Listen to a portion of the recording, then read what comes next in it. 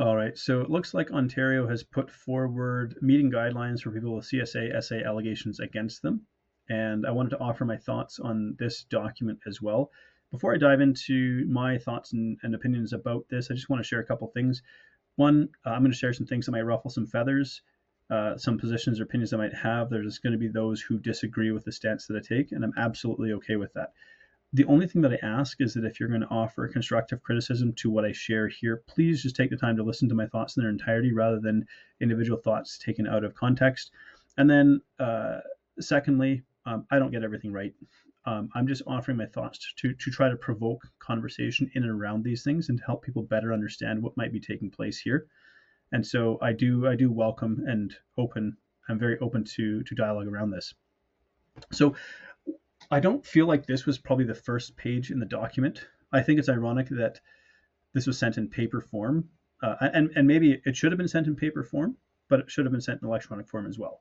Like maybe in paper form to out of respect for those who may not be so technologically savvy. Okay, here's a paper copy of this so you're aware of it. By all means, but to only send it in paper form suggests that perhaps trying to prevent its appearance on the internet, forgetting that we have smartphones and scanners and photos and yada yada yada. And this also might speak to why so many workers are reticent to communicate via email or any other electronic means where their communication is going to be documented, is because of the high likelihood that it's going to appear on the internet. This isn't to excuse accountability from those, especially those in positions of authority, but just to offer an explanation as to why we may not always get timely communication. Because if you're, for example, an overseer and you've got 1,000 emails coming at you every single week, like it's just humanly nearly impossible to actually deal with all of that. And I know that I've been very vocal in my criticism, and I've certainly written emails, and I've got very few responses, but I have got the occasional response, and so I at least want to respect from a human perspective that if I was getting hit with 1,000 emails a week, like it just wouldn't be possible for me to answer all of them. So to get to this document here, big picture, I think the fact that you're issuing guidelines for how a perpetrator or predator ought to behave in meetings is misguided at best. Let's think about this. You're somebody with allegations against you of some of the most heinous criminal acts that a human being could ever commit. You already crossed some serious boundaries in and around human decency and respect for other human life. And now here's this document that's going to guide you in terms of how you ought to behave and be a good boy. Seems a little off the mark. It also seems very perpetrator centric, which is quite insensitive to victims who have suffered abuse to see this being perpetrator centric.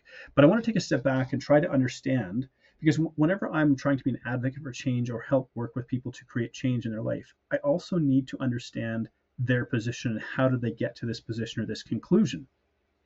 So we look at this document and we think, how did the writers of this document arrive at the conclusion that this was a necessary document? And I can think of two reasons, one being legal and the other being doctrinal. And I may not agree with either of those, but I think it helps to have an explanation of that.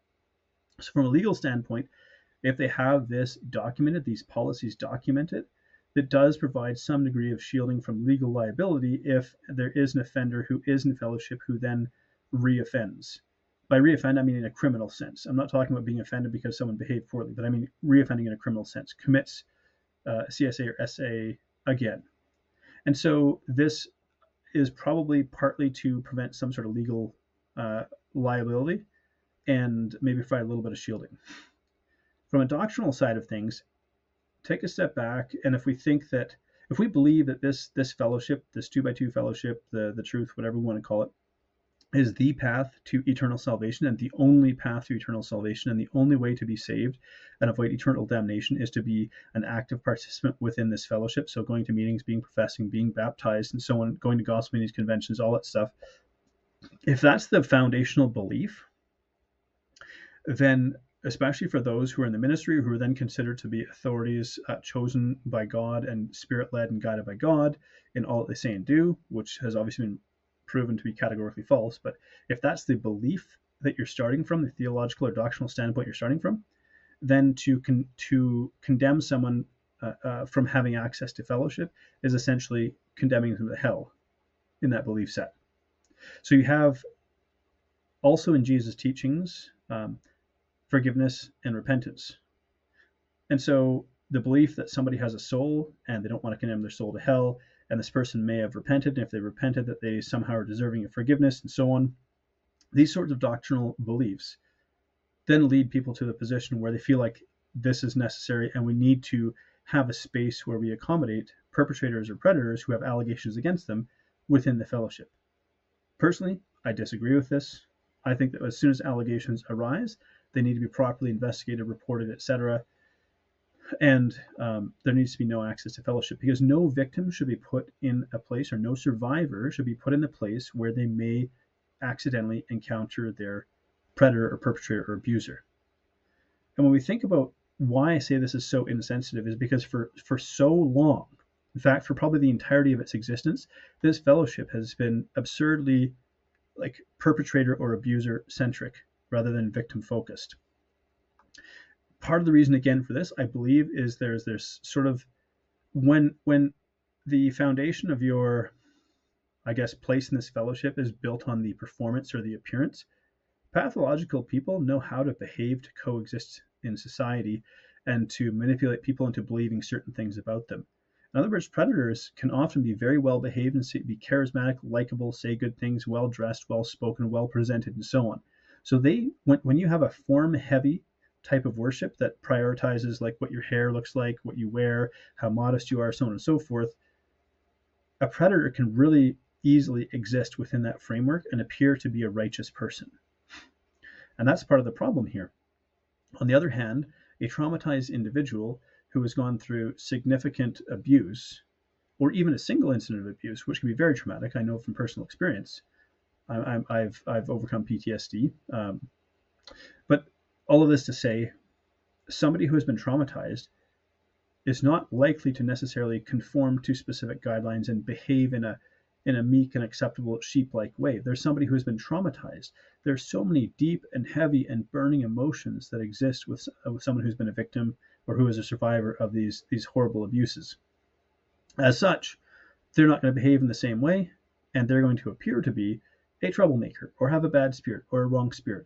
And so there's some serious flaws in the foundational doctrine of this fellowship that lead to holding up or upholding perpetrators who behave well versus victims or survivors who don't appear on the surface to behave well. So this whole document here is a slap in the face to victims, and it's kind of ridiculous in terms of telling somebody how to behave.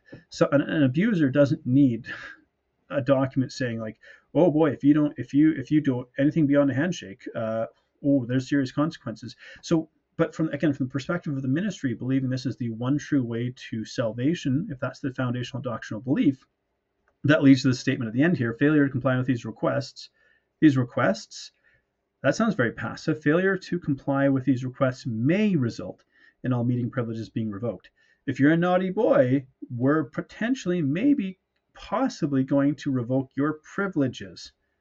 We're not dealing with children here. We're dealing with pathological predators here. These are adults who are aware that their behaviors are wrong, but either have no conscience about it, or the impulses or urges to behave in this way are so strong that any kind of conscience is irrelevant. So to suggest that like we're going to tell you how to behave, and if you don't behave, we're going to smack you on the wrist, that's a little bit ridiculous as well. So I want to move to the next part here. So I believe this is probably the first page, actually, and I think there are some good points in this, and I believe it's important to highlight some of the positive steps. Because when it comes to actually creating organizational change in behavior, and this is the field that I work in, if all you ever do is point out, here's what you're doing wrong, here's why what you're doing is terrible, here's why, and so on, and there's no directive given in terms of how to build on something, the likelihood of change actually succeeding is relatively small. And so if we can spot some of the little bright spots here, some of the little necessary changes that are taking place, and say, hey, we need to do more of this. So it's because it's easy for us to stand up and criticize and say, this is wrong, this is wrong, this is wrong, this is wrong, etc. But it's a little bit harder to say, here are some of the positive steps that you have taken, and here's how you must build on those, right? And so they say, we're going to address this. They've caused much distress. That's an understatement. The feelings of distress are valid. Yes, I would probably use stronger language that are more than valid. claims have been raised against some ministers and congregants alike. Again, this sort of minimizing language. There have been a lot of claims. This is a huge problem. There are thousands of victims, and there are hundreds of perpetrators that are known, let alone the ones that are unknown.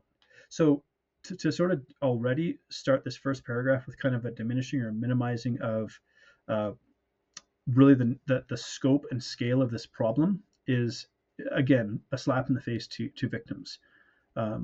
We are reaching out to organizations for guidance regarding how to help those who've been affected in accordance with today's standards.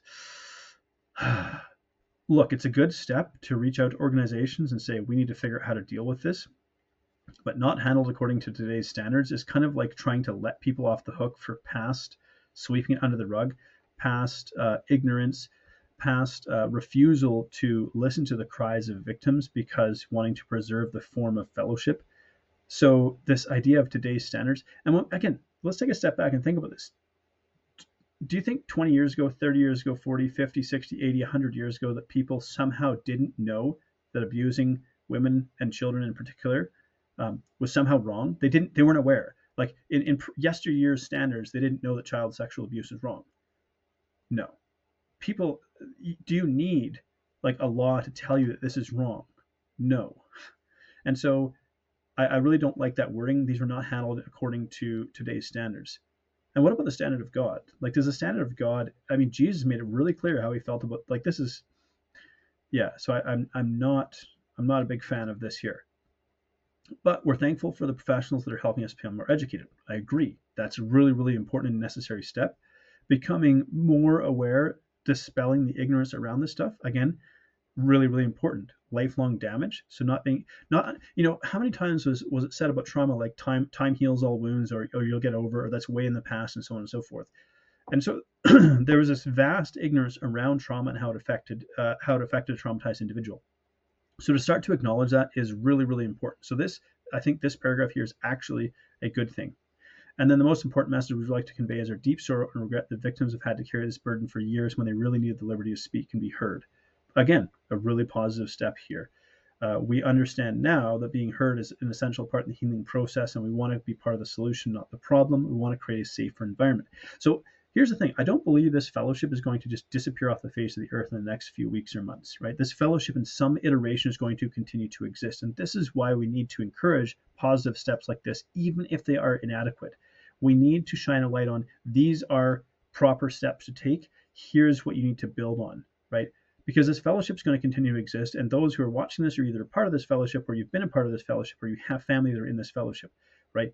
At some point in time, there's still people that you love who are a part of this. And so we can't just come out guns blazing with a hammer and try to smash everything to pieces, because it isn't just going to disappear overnight. And so wanting to here's how we're going to report, and here's the resources we're going to give to help you report. So again, really, I think this is quite positive. Here's some immediate resources given here. Here's your legal requirements to report and to report to law enforcement and so on. Like, making sure that they make a very clear stand about this is important and is a positive step. And the fact that they have included all of these resources listed here, right? So these are positives. Now, what do I also feel like is sort of a glaring omission here? And it's really about sort of the culpability of this fellowship. Here's how we as a fellowship have been culpable in the past, even up to this point, in terms of enabling and fostering an environment for predators to thrive. Here's what we as a fellowship, here are the steps that we are going to take to rectify the past wrongs that victims have suffered as a result of how this fellowship has operated, right? So again, there still is this huge missing piece of, here's how we take accountability and responsibility for what has taken place within this fellowship, right? And we get to the end again here, and it's the Ontario staff. I think I've already spoken previously about this collective language, but this avoidance of individual personal accountability also really matters, because how many people have been a part of this ministry who have been active in this ministry while these things were taking place and not taking the right steps to rectify this, right? There needs to be, and maybe they're avoiding this because they're trying to avoid legal prosecution. They're most likely getting legal guidance telling them what to say and not to say. In other words, we hear you, we're so sorry that you've suffered these things, but we're not going to individually acknowledge that we were a part of this, and we're going to give you resources again.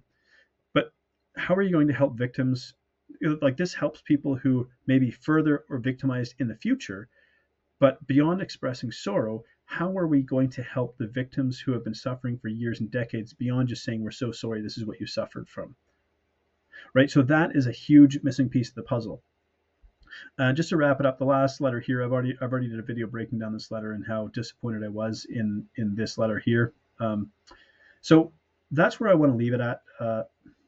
Again, this one here, a bit of more than a bit of a slap in the face to victims. It is a slap in the face to victims. It's ridiculous to think that they need to explain to a predator how to behave, or someone with allegations against them how to behave. But I think there's the doctrinal reasons or the legal reasons why this document itself needs to exist. I think there are some positive steps that are being listed here, and they do need to be acknowledged and fostered and encouraged, because this fellowship isn't going to fade away into nothing in the next few weeks or months. But there's still significant shortcomings, especially when it comes to being victim centric, being survivor centric. So focusing on them. How are we going to help them? How are we going to help them heal? How are we going to be a part of this process? That's like the big missing piece. So thank you for listening up to this point here. I do welcome your thoughts, your feedback, and any constructive criticism that you have. And yeah, good days ahead.